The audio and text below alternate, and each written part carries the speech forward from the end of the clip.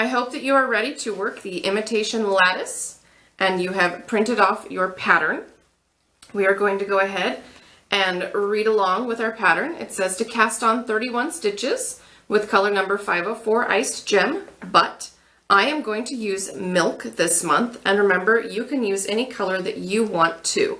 You don't have to follow my exact guidelines on color unless you want to knit it exactly the way that I did the first time through. But you'll see all the way throughout this series that I choose to knit it in different colors. I'm going to go ahead with my 31 stitches that I've cast on and knit one row and then purl one row. And then we're going to follow that chart and we're going to repeat the stitches between the red lines or the stars 2 times. And we are going to work the full chart once, then work rows 1 through 12 again before we bind off. And the reason that we're doing that is we're trying to get to our 6-inch squares. So remember, it's all about getting to your 6 inches. That's what really matters. It's not so much about how many rows you knit or how many repeats you knit. It's just making certain that your squares are all the same size in the end. So I'm going to go ahead and cast on my 31 stitches to make this square and get started with the pattern. I will show you what it looks like when you've knit all the way through one repeat of the pattern, and hopefully you'll be able to tell the pattern yourself as you start knitting.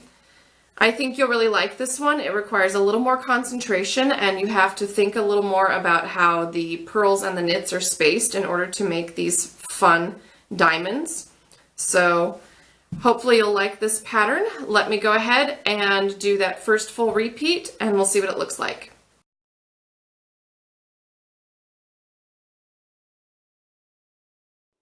All right, now I have my Imitation Lattice square that has been started, and I've worked it all the way through row 24 of the chart.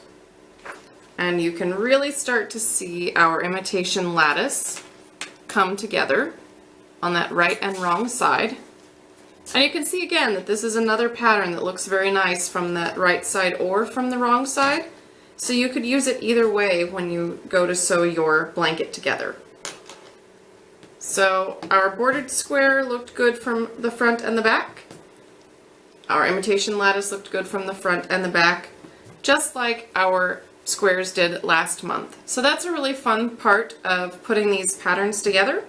When we look at those knits and purls, a lot of those knit and purl combinations look very nice from both the right side and the wrong side, which means it gives us 2 different looks that we can use in our blanket. So we can actually knit the square 2 times or 3 times and put it in different colors and have it right sides or wrong sides up, and that way we get some really different textures in our blanket without doing a lot of work, just repeating the pattern and trying some different colors, as well as putting it either right side or wrong side upwards in our blanket.